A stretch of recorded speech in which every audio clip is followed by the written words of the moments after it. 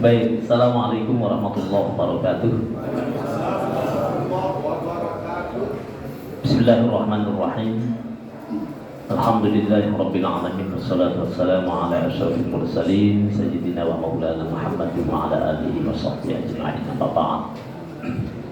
Hadirin muhtaromin, para alim, para guru-guru kita semua yang hadir di majelis Basul Masail ini yang kami muliakan. Alhamdulillah, pada kesempatan siang hari ini kita bisa bersama-sama untuk mengikuti Komisi B, yaitu membahas tentang berbagai masalah yang sering di Munas, Konfermil ataupun Muktamar itu adalah Basul Masail, pembahasan masalah-masalah. Biasanya masalah ini ada 3 masalah yang sifatnya adalah maudhu'i, kemudian waqi'i, dan juga qanuni. Jadi 3 problematika dari sudut pandang tematik, kemudian problem-problem di masyarakat kita, termasuk juga perundang-undangan, itu biasanya menjadi kajian di dalam Basul Masail. Namun pada kesempatan ini, insya Allah nanti ya akan ada 4 topik bahasan yang insya Allah nanti akan disampaikan oleh Ustaz Kamrullah sebagai ketua di lembaga Basul Masail di PWN NTB. Dan kesempatan ini saya akan mengantar untuk pembahasan tentang Basul Masail ini. Oleh karena itu, mari kita buka terlebih dahulu untuk bahasan Basul Masail ini dengan bersama-sama membaca Ummul Quran Al-Fatihah. Alhamdulillah.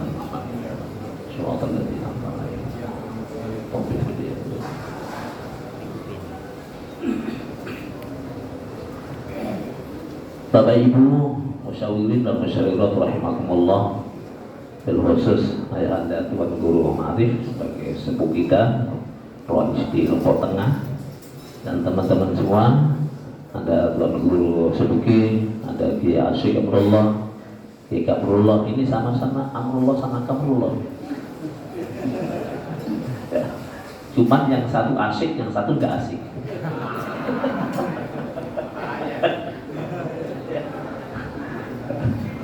Jadi alhamdulillah, jadi saya didampingi sama 2 Amrullah, yang satu Amroin, yang satu Amrullah, satu Kamrullah. Ini jago-jago di dalam bahasan Basul Masail. Baik, Bapak Ibu sekalian, ada beberapa hal mungkin sebagai catatan kita semua di dalam pembahasan Basul Masail ini ya. Pertama adalah perlu kami sampaikan bahwa pembahasan Basul Masail di tingkat wilayah itu adalah hanya untuk membahas problematika yang terjadi di masyarakat kita. Dan tadi saya sudah komunikasi dengan Ustaz Kamrullah bahwa beberapa hal 4 poin itu juga banyak kasus-kasus yang menimpa di masyarakat kita yang mungkin belum tuntas. Bahkan juga ada tuntas tetapi terjadi ikhtilaf di kalangan para ulama kita, terutama di NTB. Terutama juga masalah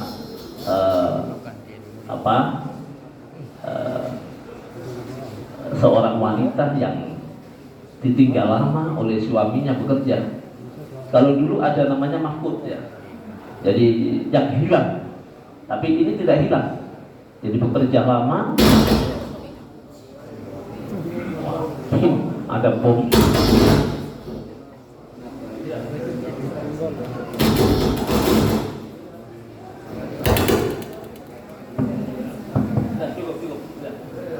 Oke.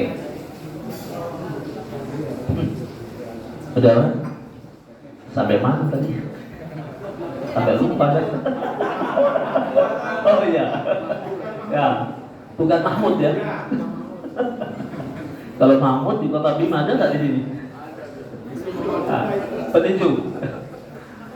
Nah, jadi ada yang bekerja di luar negeri udah lama, tiba-tiba pulang, dapat 2 bulan di rumah, tiba-tiba istrinya sudah melahirkan. Nah, ya kan, ini juga banyak problem ditemukan di masyarakat kita, dan ini menjadi salah satu bahasan ya yang perlu untuk diselesaikan. Insya Allah nanti akan dibahas.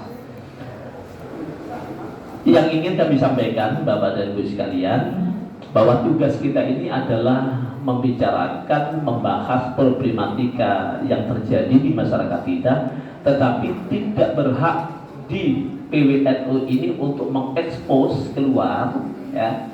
Karena itu nanti ada wartawan barangkali tidak boleh langsung kemudian putusannya langsung diekspos. Karena pengurus besar Nahdlatul Ulama mewanti-wanti, bisa saja nanti putusan itu ditinjau tiba-tiba salah. Nah karena itu ini nanti hasil putusan ini akan kita bawa ke tingkat nasional, baru kemudian nanti tingkat nasional akan memutuskan dan mempublish bahwa problematika yang terjadi di masyarakat tentang A, dan menurut keputusan hasil musyawirin di Konferensi Nusa Tenggara Barat adalah memutuskan demikian. Nah nanti baru kemudian disahkan oleh pengurus besar Nahdlatul Ulama. Nah jadi kita tidak bisa mempublish begitu hasil kemudian dinyatakan di luar, tidak ada hal-hal ikhtilaf di masyarakat, nanti akan menjadi problematika bagi kita sendiri. Karena itu ini sudah menjadi keputusan PB bahwa kita ada sifatnya untuk menggodok, menyampaikan, tetapi nanti mempublishnya adalah pengurus besar Nahdlatul Ulama. Jadi ini yang perlu kami garis bawahi, kami sampaikan kepada seluruh musyawirin. Kemudian yang selanjutnya Bapak dan Ibu, mungkin nanti bahasan yang keempat ini ya sudah menjadi sudah pernah dibahas ya, pernah dibahas oleh teman-teman, tetapi mungkin ada juga yang hadir ini masih belum pernah masalahnya. Ya, jangan-jangan nanti tidak tahu masalahnya, jadi masalah.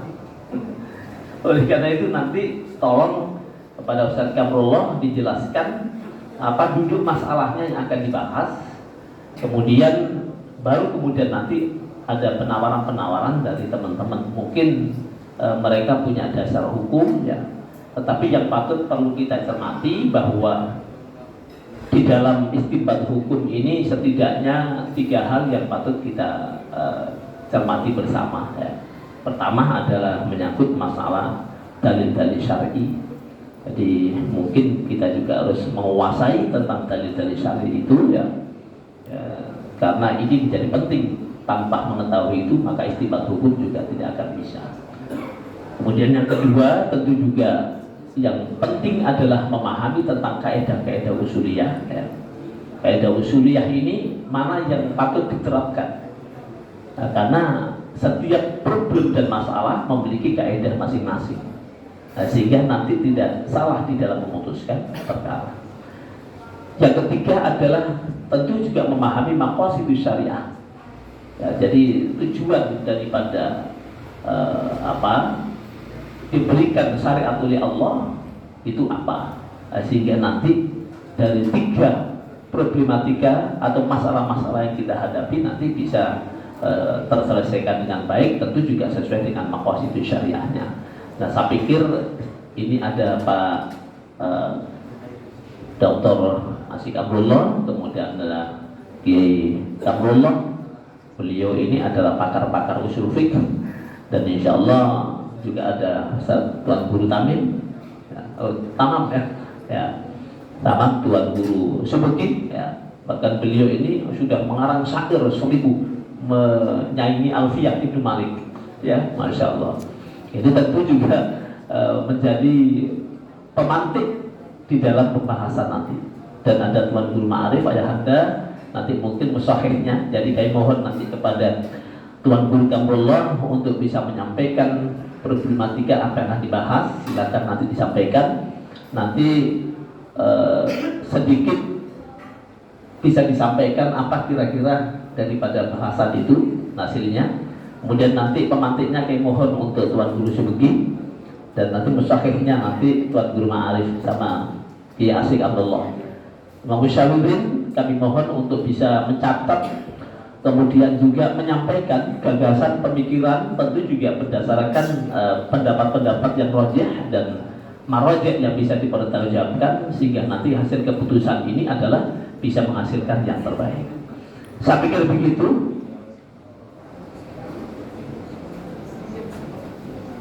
Oh iya, dari panitia kalau bisa ada link zoomnya ya, bisa dibuat untuk Mbak ini ya, dibuatkan link zoom, kemudian nanti bisa di share, karena di luar sana juga kepengen mengikuti ya.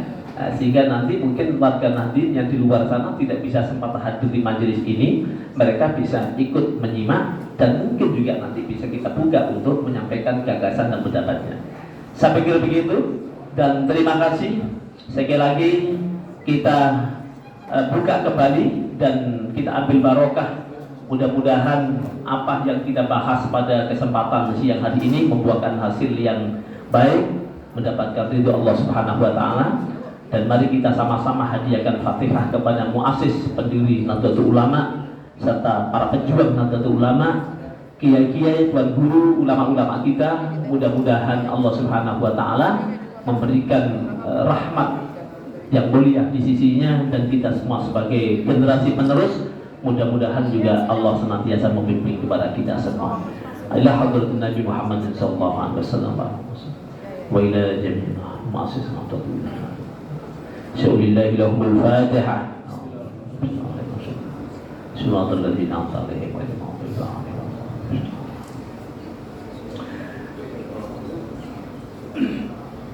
Baik, terima kasih. Saat tadi ada ya. Siap.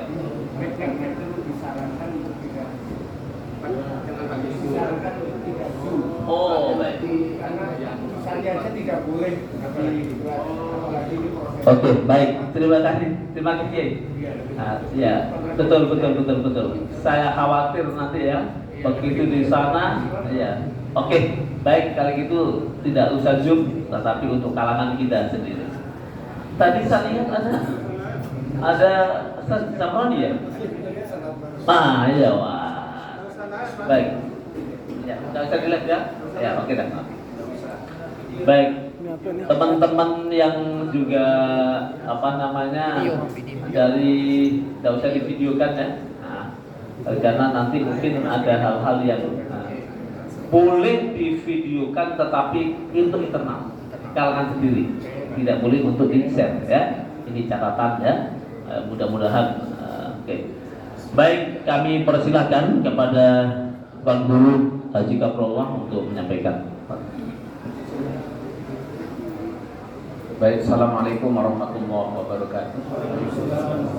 Alhamdulillahirabbil alamin, wassalatu wassalamu ala asyrafil anbiya'i wal mursalin sayyidina wa maulana Muhammadin wa ala alihi wa sahbihi ajma'in. Qala rabbi shrah li sadri wa yassir li amri wahlul 'uqdatam min lisani yafqahu qawli, amma ba'd.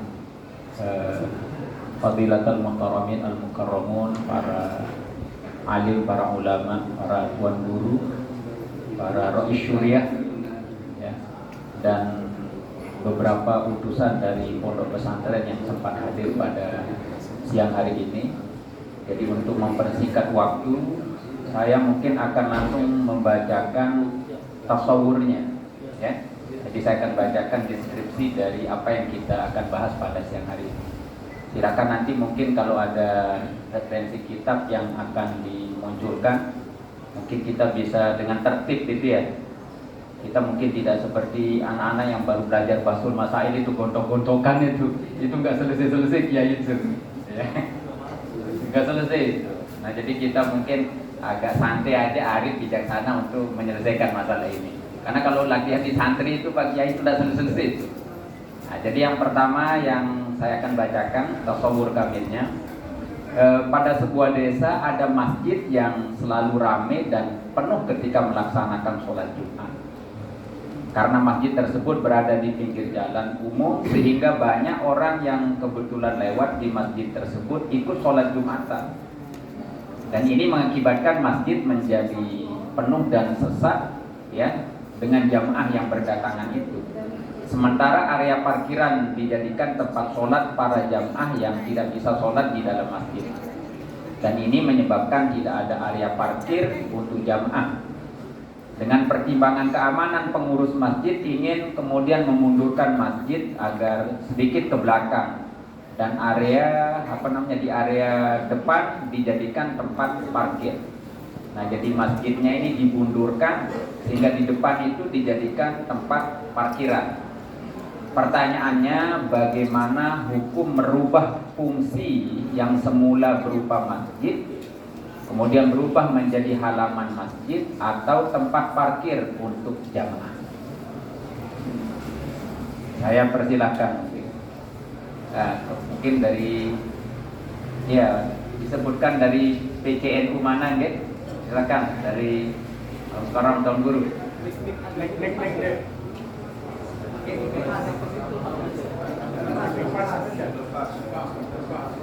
Nah, ini dia panitia mana?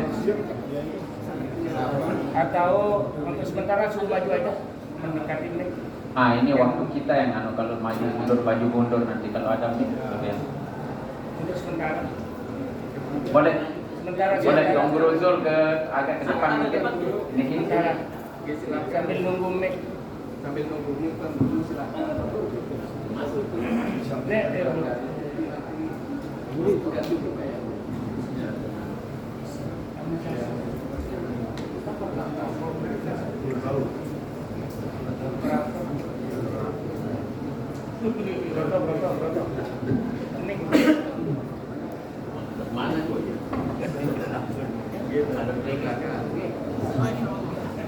Terima kasih atas waktu yang diberikan kepada kami. Mohon maaf sebelumnya. Tadi ketika dibacakan instruksinya, mohon diperjelas sebenarnya itu. Cekakan mic dulu. Mohon diperjelas tentang batasan mana yang disebut masjid. Apakah bangunan masjid saja yang dimaksud masjid atau seluruh area walaupun halaman dan ada jeding di situ dan termasuk ruang parkir. Nah, selama ini belum pernah dibahas apakah yang dimaksud masjid itu semua atau hanya bangunan masjid. Kalau memang yang dikatakan masjid itu hanya bangunan masjid, kenapa wanita haid tidak boleh lewat di halaman masjid? Berarti halaman masjid itu adalah masjid. Tolong diperjelas. Mungkin sebagai salah satu bagian dari penajaman pembahasan jawabannya. Yang kedua, terus terang saja kita di Indonesia umumnya ini kita belum pernah menerima penjelasan tuntas mana masjid, mana musola, mana santai, mana wakaf, mana surau, dan mana langgar. Tolong ini diperjelas dulu, baru saya kira jawabannya ini bisa tuntas. Saya kira itu. Pertanyaan yang satu yang saya paham. Terima kasih. Tolong itu diperjelaskan.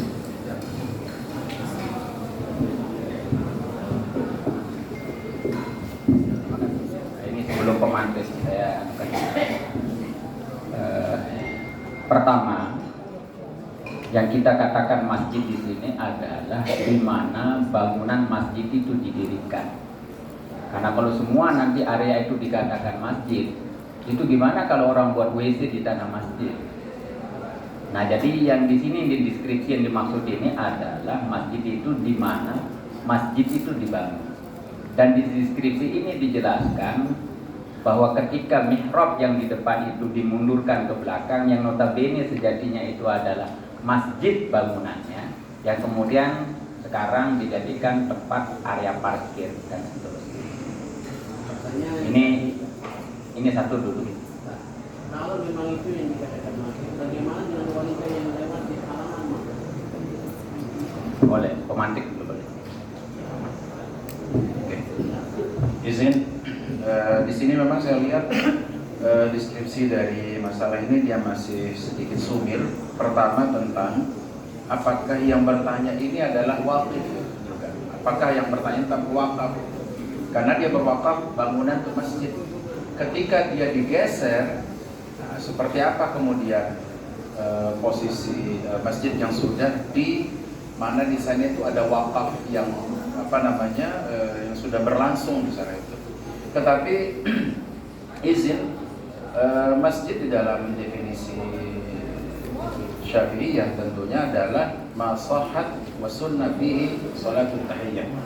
Jadi masjid yang terhukum masjid adalah di mana disunatkan kita salat tahiyatul masjid di sana.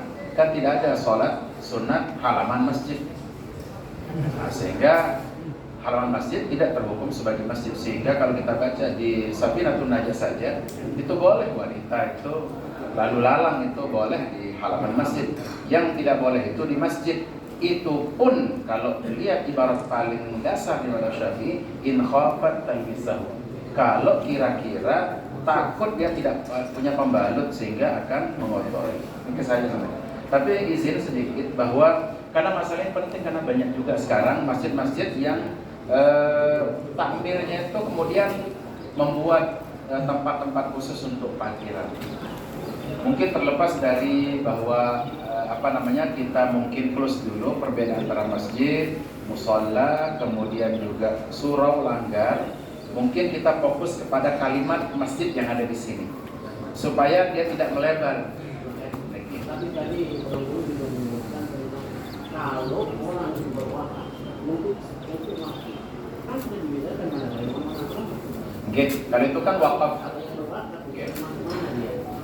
Kan wakafnya kan wakaf masjid, wakafnya tanahnya, areanya yang diwakaf. Tapi ada juga orang yang berwakaf, misalnya semen, besi dan sebagainya, itu kan orang boleh dia berwakaf di sana. Nah sering juga ini kejadian pada waktu masjid di Pondok Pesantren Al Aziziyah, itu masjid yang lama, itu dibongkar. Itu banyak masyarakat yang bertanya, gimana dengan besi yang saya wakafkan? Gimana kemudian dengan semen yang saya wakafkan? Gimana dengan bahan-bahan yang saya wakafkan? Tetapi terlepas dari itu, mungkin agar menyingkat, karena ini juga kita juga ini sampai baru udah jam 2. Mudah-mudahan 2 jam ini kita bisa menyelesaikan. Mungkin pandangan pelungguh yang terpenting Niki terkait Niki dulu.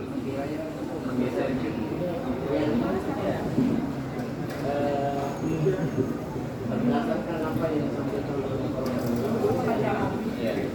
khusus untuk orang berwakaf, karena ini masalah orang yang berwakaf tapi dibangun di situ apakah itu tidak boleh? Kalau memang itu termasuk yang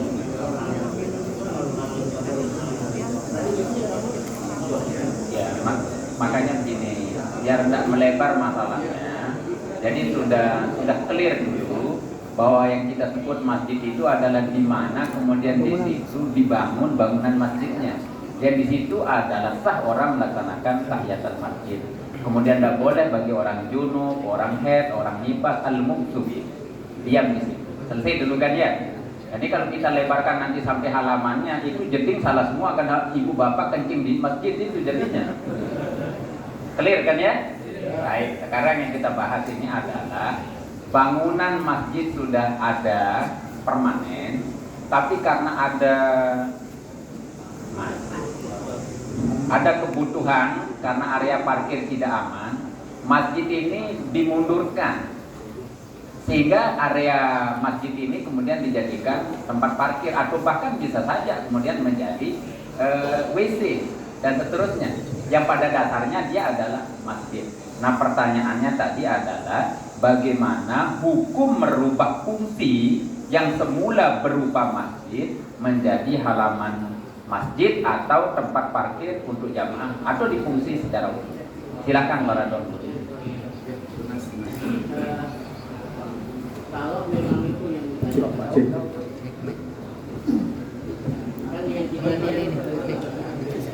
yang kita lihat ini fungsi, gitu. Fungsi tanah itu yang tadi jadi masjid lalu diganti menjadi halaman, gitu. Itu yang ditanyakan. Orang yang berwakaf itu kalau kita lihat dari hukum wakaf itu kan 32 macam wakaf yang bisa masuk ke wakaf. Jadi termasuk kalau begitu boleh volunteer, ya. Kalau kita kembali kepada kaidah usul fikih, tidak ta'ala dan mafsadatani ru'ya a'zam mu'adarat biatikan dalam fikih.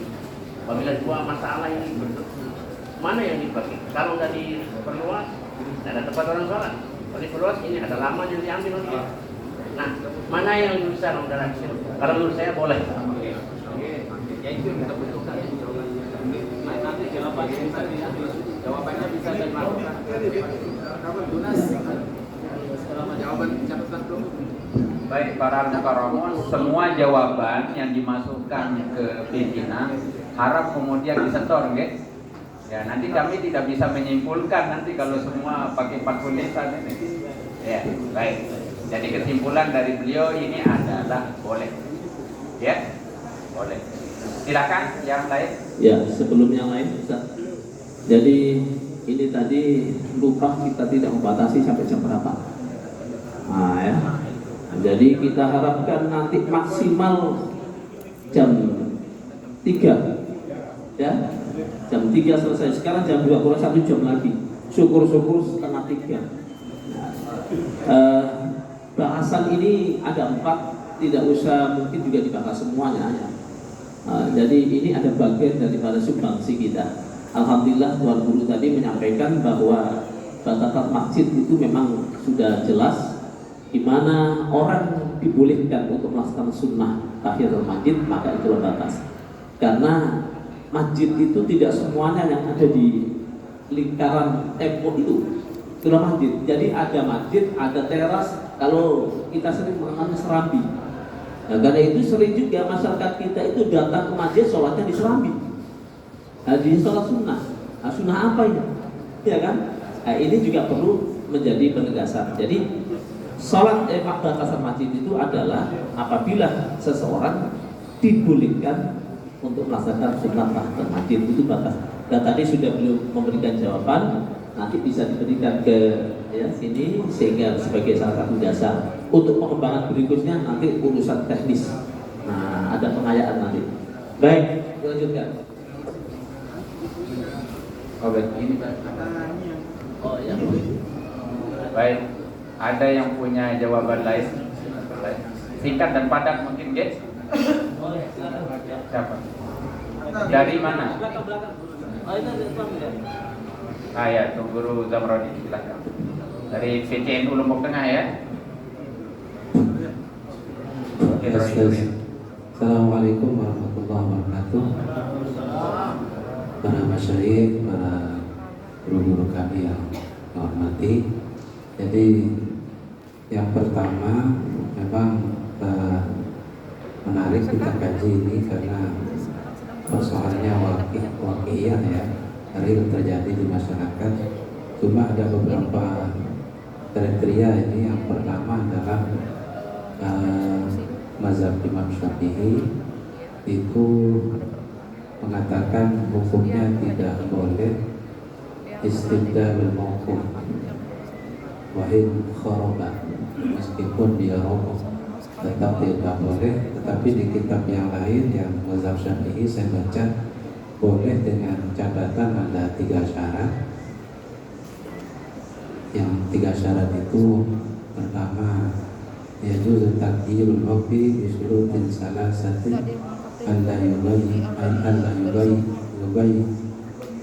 musammahu wa yakuna maslahatan lahu ka ziyadati ra'yihi wa alla tuzal ainuhu kala yadurru matluban min janibin ila akhar.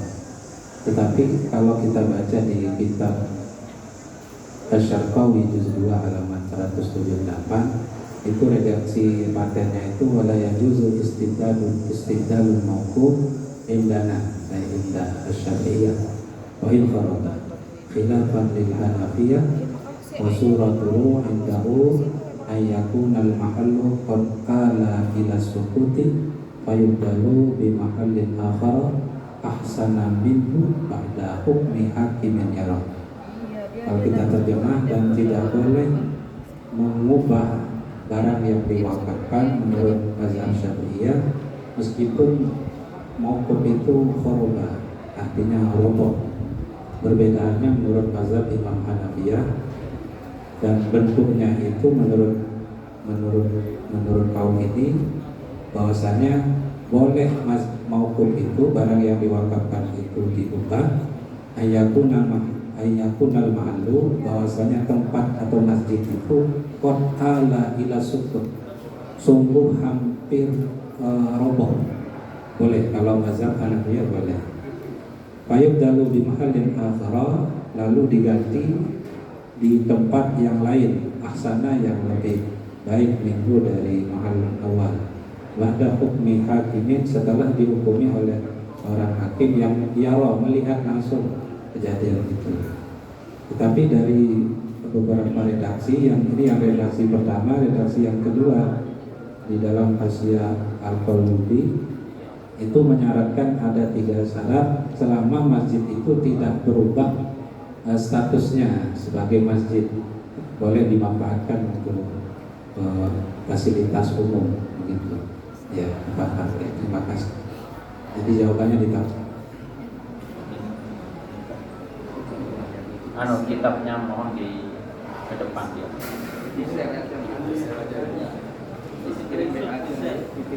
Boleh.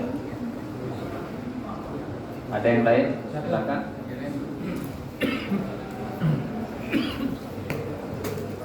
Nanti kita bisa beralih ke yang lain. Assalamualaikum warahmatullahi wabarakatuh.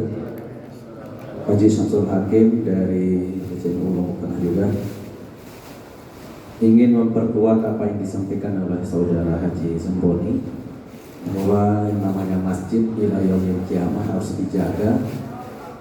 Walaupun sudah rusak dipindahkan, tapi sihhatul i'tikaf di sana tetap. Kemudian kalau yang ditanyakan tadi adalah bolehkah mengalihfungsikan masjid sebagai aman atau WC atau yang lain, tempat parkir, mazhab kita, mazhab Syafi'i mengatakan tidak boleh. Referensinya Rawdatul Thalibin juzuk 2 halaman 268, kemudian I'anatul Thalibin juzuk 3 halaman 211, kemudian Rawdatul Thalibin juga 269. Nanti mengenai penjelasannya sama dengan yang disampaikan oleh Tuan Guru Haji Zarroni tadi, ada sedikit boleh tapi agak lemah. Yang paling kuat pendapatnya tidak boleh merubah fungsi masjid. Terima kasih. Baik, jadi sudah 2 jawaban sama-sama mengatakan tidak boleh. Boleh, Tuan Guru Dr. Sabarudin.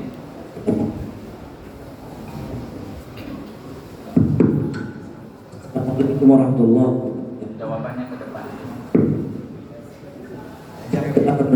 Sekedar menambahkan saja bahwa yang disampaikan qaul Imam Syafi'i dan Imam Ahmad yang dikutip di kitab Matalib juzuk ke-4 mengatakan bahwa kebolehan untuk mengalihfungsikan masjid tersebut jika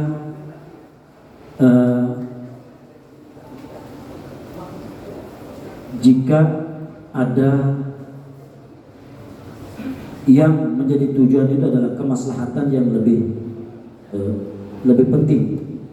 Dalam Matalib ulil Nuha sedikit, wa yajuzu ta'liyatul masjid idza arada ahlul masjid dzalik wa yaj'aluna saflaha siqayatan wa hawani yantafi'una bi ujratiha.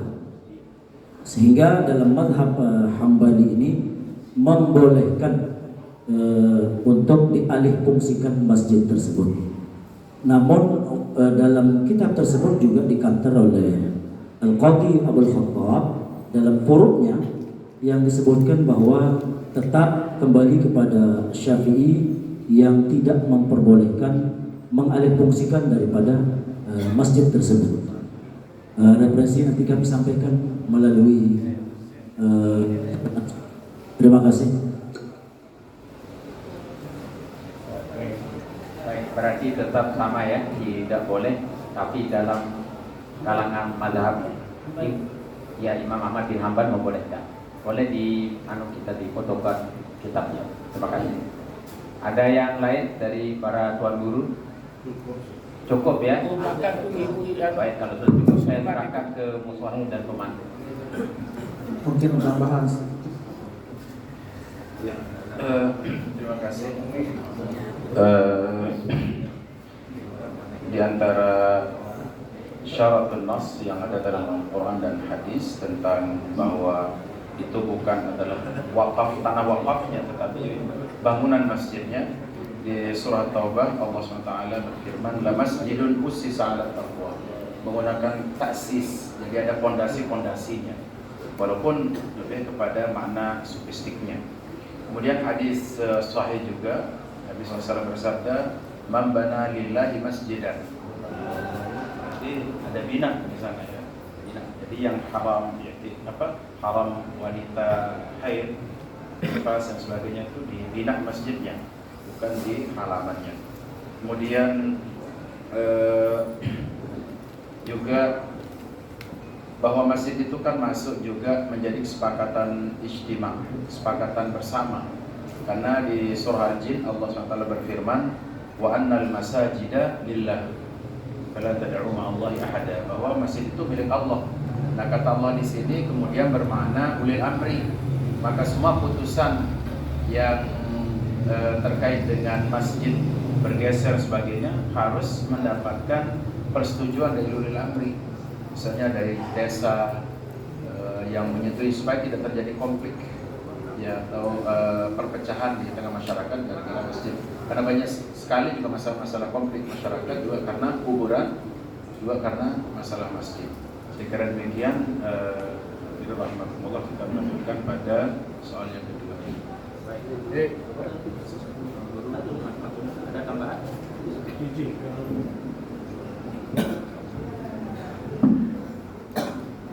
Assalamualaikum warahmatullahi wabarakatuh. Para alim, para ulama, para guru saya hormati. Jadi menanggapi pertanyaan dari Bapak tadi, mana yang disebut masjid, mana batas-batas masjid yang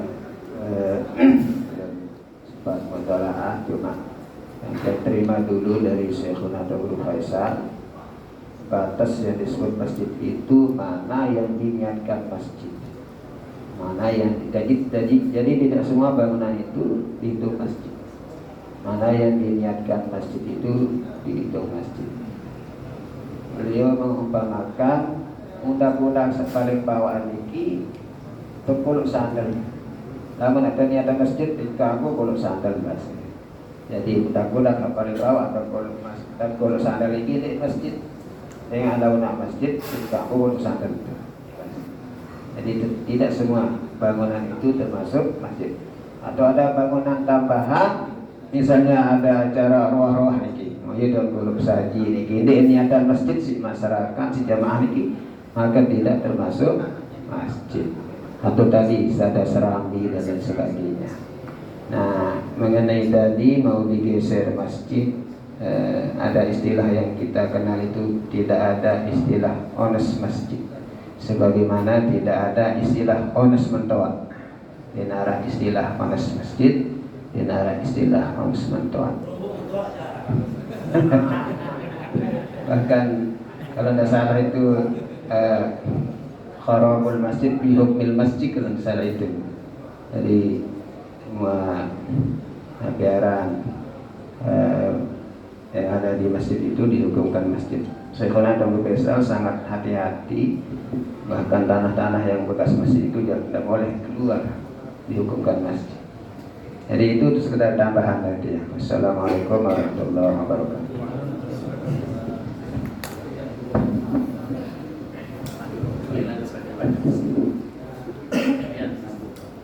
Baik, cukup kan, sederhana sekali nih kan? Apa masih mau dilanjutkan diskusinya sampai subuh dan selesai? Cukup ya? Cuma sekedar nambahkan, karena tambahannya? Yang pernah baca di Ahkam Fuqaha Asilul Mu'tamad, memang sudah diputuskan ada setiap tanah yang diwakafkan. Jadi kalau beliau ada tafsir sisa dengan bina, maka nanti pelebaran apapun resi tidak termasuk bagian masjid. Tetapi di putusan utama itu bahwa dobit masjid itu adalah tanah yang diwakafkan untuk sholat. Bisa saja semuanya bagian dari masjid. Ini masih sudah. Ya. Baik, cukup ya. Baik, saya lanjutkan ke yang kedua. Ya, nanti dirumuskan. Siap, yang penting kitabnya dikirimkan. Nanti tim rumus yang akan pusing-pusing dia. Saya kira kita bersubki sama Prof Zaini sama Mbak Dr. Rashid nanti. Saya hanya mengumpulkan saja. Hah? Iya, ya Prof Harfin, betul.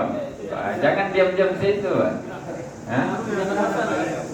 Ya, Prof Harfin jangan di-share dulu. Baik, kita lanjut ke pertanyaan kedua. Biasanya beliau Pak Prof itu ngeser-ngeser terus ini. Ya, coba saya di YouTube kan. Ini aturan PB juga. Belum final. Baik. Pertanyaan yang kedua, ini sebenarnya pertanyaan yang keempat juga sangat penting sekali itu, banyak sekali itu ya. Yang cepat dia sampai ke yang 4. Pertanyaan yang kedua, ini adalah terkait dengan ta'liq talak.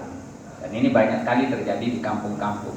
Ini dideskripsikan, dia dan Budi menikah dan mereka berdua betul-betul dikaruniai kebahagiaan. Rumah tangga mereka kokoh karena pernikahan mereka berdua dilandasi dengan cinta serta kasih sayang. Namun beberapa tahun kemudian rumah tangga yang semulanya kokoh ini dicoba dengan kehadiran pihak ketiga yang bernama Agus. Nah, hanya saja itu. Atau saya ganti namanya saja. Saya nggak tahu di PWNU ini benar Agus ini. Jangan lebih viral. Iya. Mau ngambil nama yang lain juga nanti kena juga nama yang lain. Ya sudah nggak apa-apa lah ini si Pulan, nanti Pulan banyak juga nanti. Ya,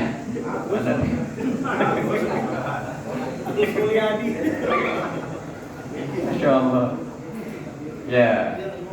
Ya, ini yang bernama Agus yang sudah diam-diam sudah ada hubungan dengan dia.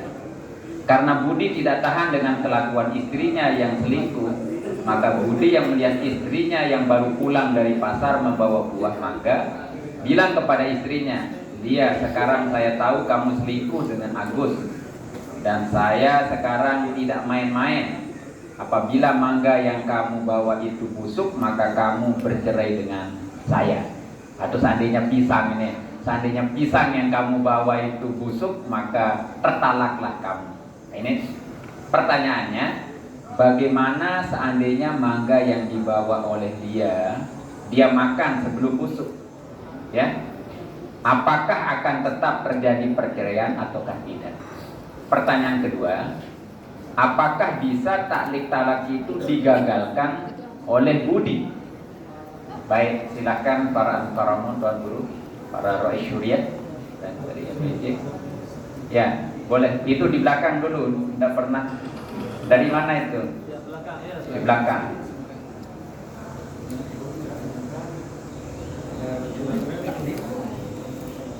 Disebutkan kitabnya ya, singkat dan padat saya rasa. Ini Pak Adi. Kalau sudah mau jawabannya.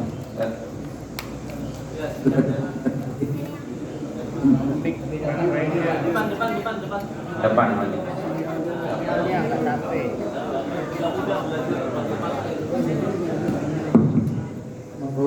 Harapan sila din malah dia harapan segede dia. Juluan segede juluan.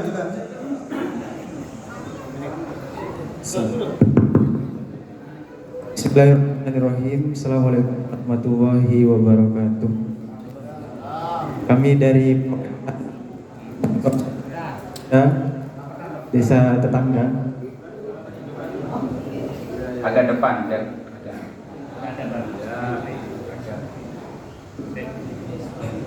langsung dijawab.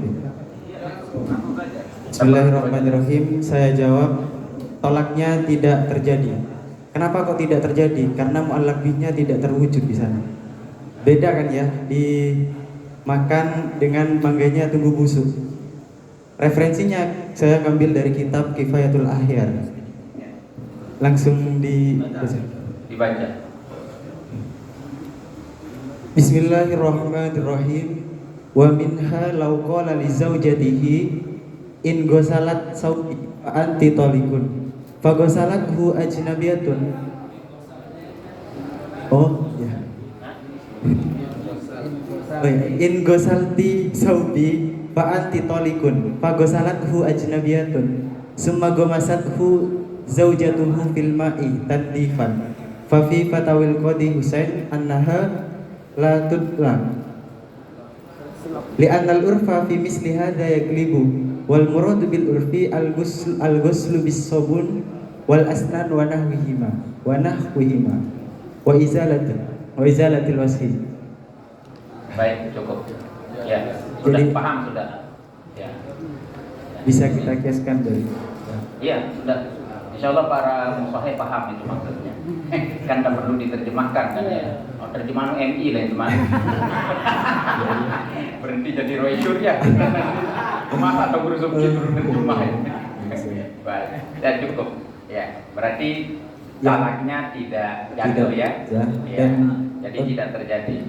Baik. Itu kitab apa tadi dikirim ya? Di kitab Kifayatul Ahyar. Iya, baik. Karena mu'allaqnya yang tidak terjadi ya.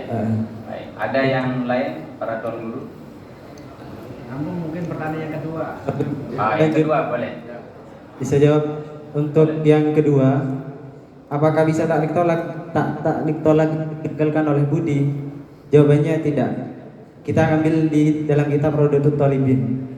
Bisa langsung dibacakan. Baca. Bismillahirrahmanirrahim. Al-babus sadisu fi ta'liqit tolak wa huwa jaizun qiyasan 'alal iski. Wa qad warada syar'u bi ta'liqihi fit tatsbiri. Wa in allaqahu lam yajuz lahu ar-ruju'u fihi. Wa sawa'un allaqahu bi syarti ma'lumil al-husul aw muhtamil aw muhtamilihi la yaqa'u talaqu illa bi wujudi syarti fin naw'aini. Baik, cukup. Gak boleh rujuk. Ya. Baik, yakfi sudah. Iya, jadi kalau kalau talaknya berarti itu tidak bisa digagalkan. Ya, tidak la yajuzul rujuk katanya. Ya. Tapi rujuk Pak Prof ini rujuk dalam bahasa Arab. Kalau kita kerujuk itu lain itu.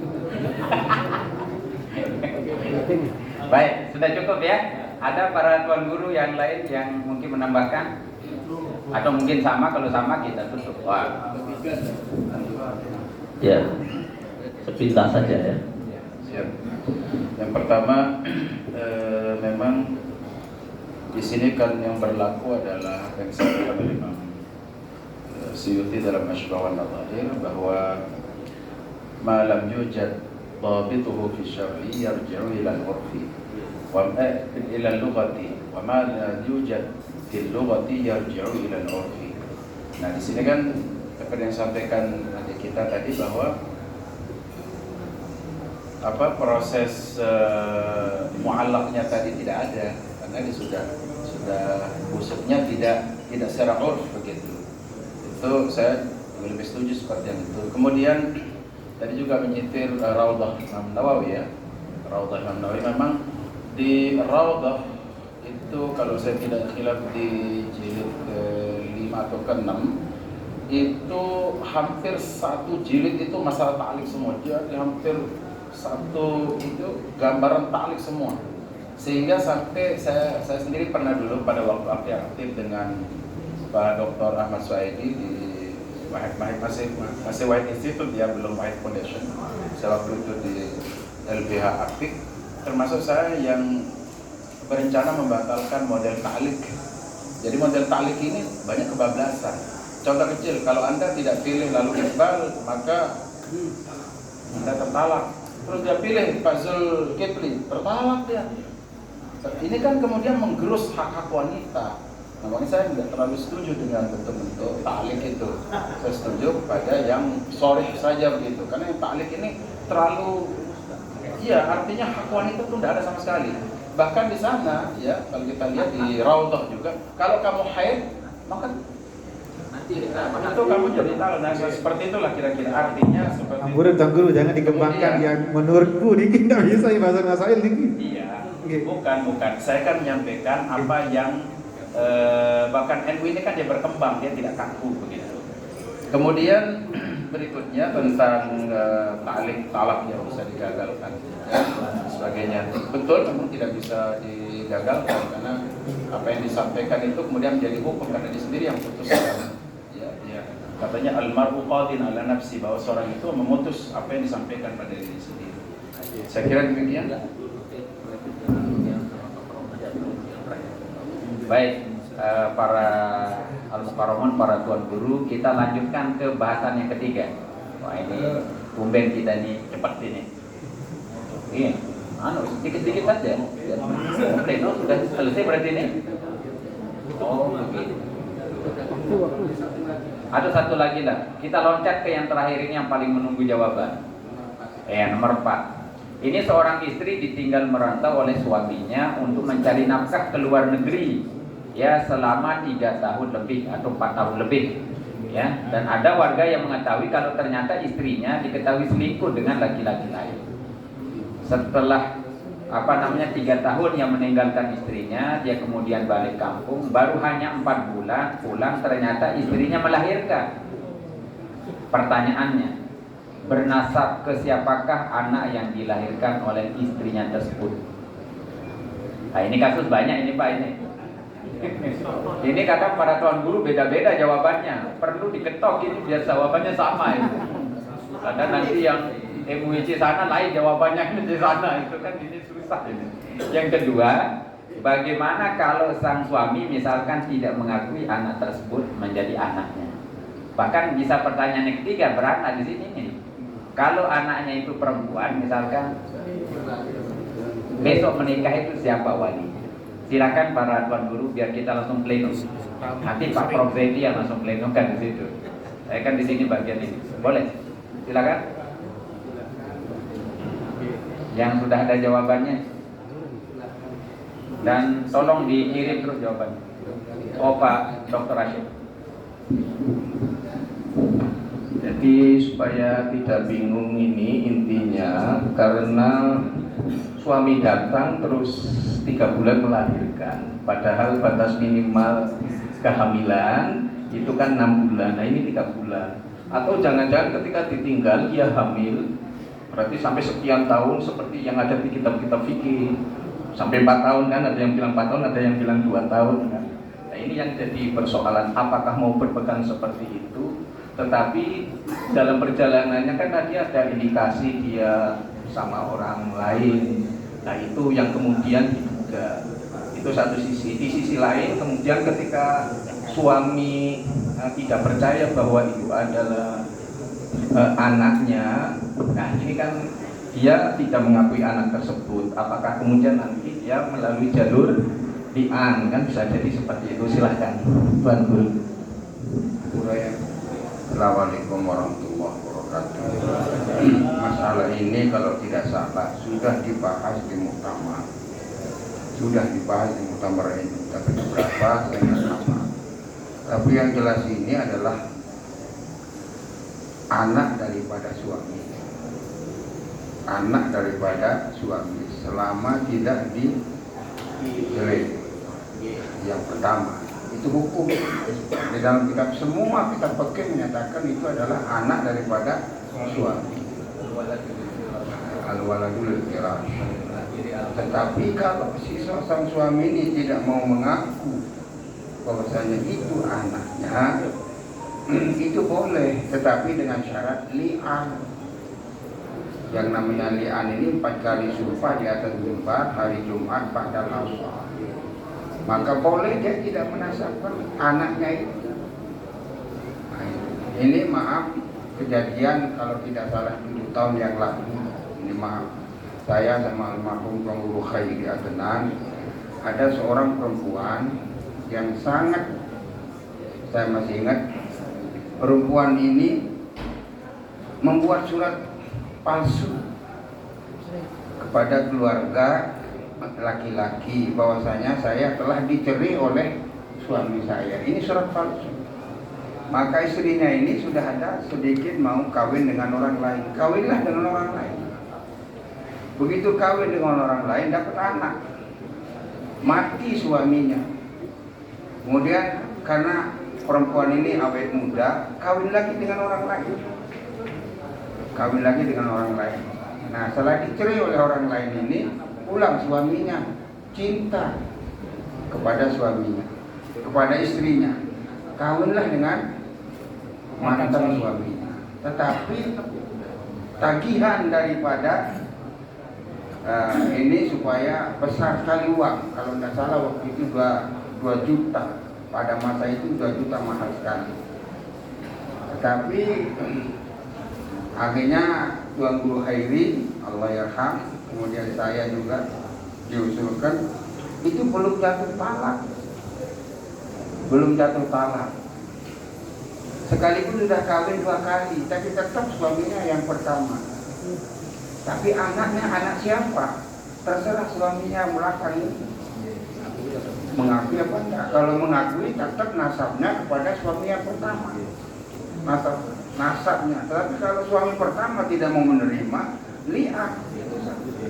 Itu yang pernah kita waktu itu eranya almarhum Tuan Guru Hairi Adnan sebagai Rais Syuriah pada waktu itu. Demikianlah. Jadi ini bukti bahwasanya tetap nasab itu, anak itu mempunyai hak nasab. Yang kedua, boleh suami ini tidak menerima itu anak, tapi dengan catatan harus lihat. Yang wallahu muwaffiq komentari. Assalamualaikum warahmatullahi wabarakatuh. Kalau masalah sumber sudah terlalu banyak.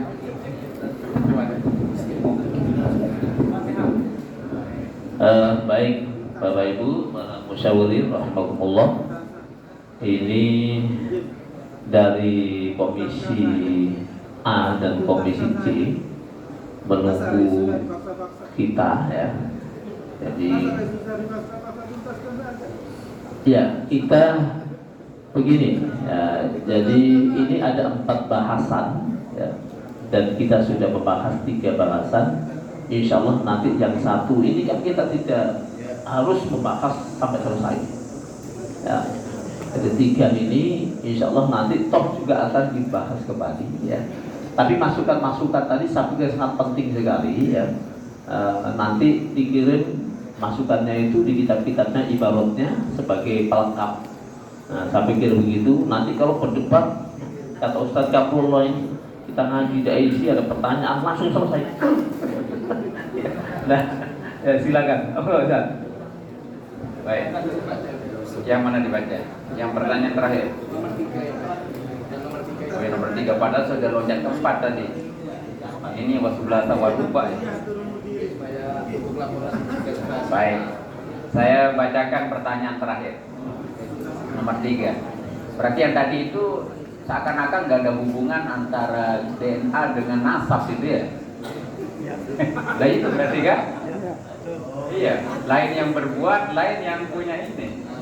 Itu kalau mendengar apa yang dikatakan Al-Mukarram Tuan Guru Mahdi tadi begitu kan ya? Iya, nasab lain, DNA lain berarti. Hah? Iya, makanya kan lari ke situ juga jadinya nanti. Baik. Nah, jadi ini pertanyaan yang terakhir. Pada sebuah perkampungan terjadi banjir besar. Ya, cukup. Tahu saya.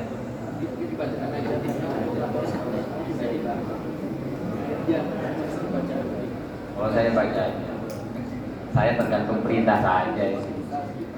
Pada sebuah perkampungan terjadi banjir besar, tambak dan persawahan semua tenggelam. Aldi memiliki 3 petak tambak. Yang 2 ada isinya udang, sedang yang 1 kosong. Saat banjir datang, dia saksikan udangnya pada ngelunjak keluar dari tambaknya dan masuk ke tambak sebelah. Nah, waktu banjir surut ternyata ketiga tambaknya semuanya ada isinya ikan. Maklum, jutaan ikan tambak pada hanyut kemana-mana. Aldi ini tidak memelihara bandeng, tapi tambaknya banyak dengan bandeng yang Bandengnya sekarang banyak itu, padahal nggak pelihara bandeng itu. Ya, juga udang yang kalau dilihat ukuran umurnya bukan udang peliharaannya karena masih kecil-kecil kelihatannya, atau itu udang dari tambak orang lain. Entah siapa yang memiliki. Sementara muklis yang punya sawah, malah sawahnya penuh terisi udang dan bandeng juga. Pertanyaannya, bolehkah Aldi dan muklis mengambil ikan dan udang yang ada di tambak dan sawahnya sebagai milik pribadi, ataukah itu dianggap barang lukopo? Jawabannya,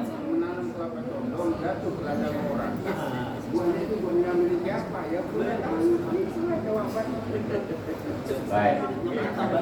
Yang punya berarti yang punya siapa? Yang punya tambak.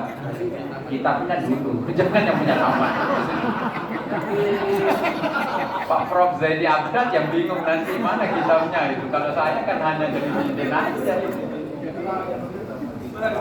Nah itu, kalau ayam pelunggu nanti pergi ke halaman orang punya saya. Sudah enak saya. Saya akan buka gerbang saja. Nah itu, sila para tuan guru ini. Ya biar nggak tegang-tegang ini. Cukup ya? Iya. Kalau persoalannya, kalau di kitab-kitab fikih itu ada dua aspek.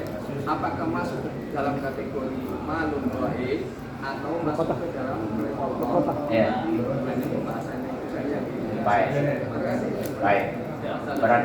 Berarti bisa masuk kedua ya. Bisa masuk ke malun ghaib kata Pak Dr.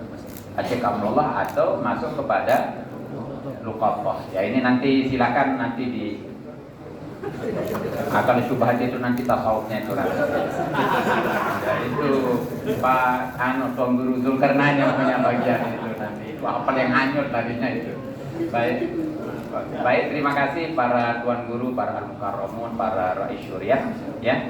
Ini mungkin yang dapat kita bahas di acara Basul Masail ini, walaupun kita agak-agak santai ya, tapi alhamdulillah selesai maksudnya ya.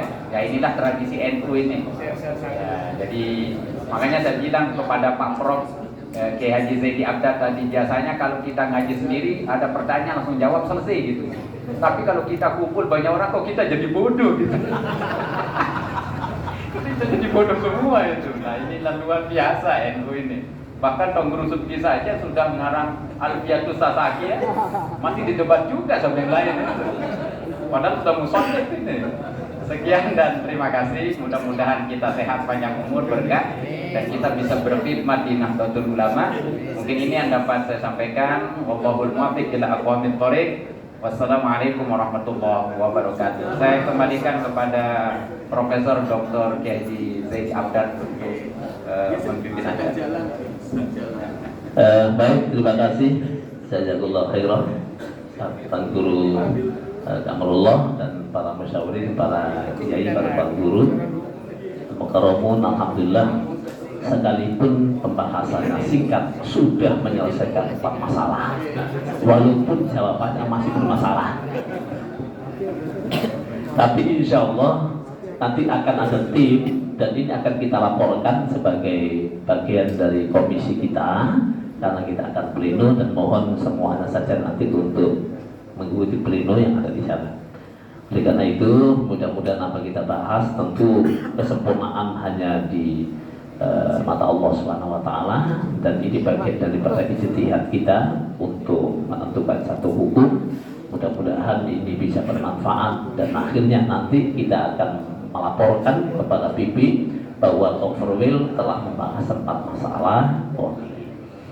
Dan pada kesempatan ini saya ucapkan terima kasih kepada Tuan Guru Kamrullah untuk kita langsung memberikan tugas. Tuan Guru Kamrullah nanti langsung menyampaikan di sana. Jadi tugas ketua itu memerintahkan. Tidak ada alasan. Jadi sekretaris itu harus melaksanakan tugas. Kita tutup bersama-sama majelis ini dengan mengucapkan kalimat hamdalah. Alhamdulillahirabbil alamin. Kurang lebihnya maaf. Wallahul muwaffiq ila aqwamit thoriq. Wassalamualaikum warahmatullahi wabarakatuh.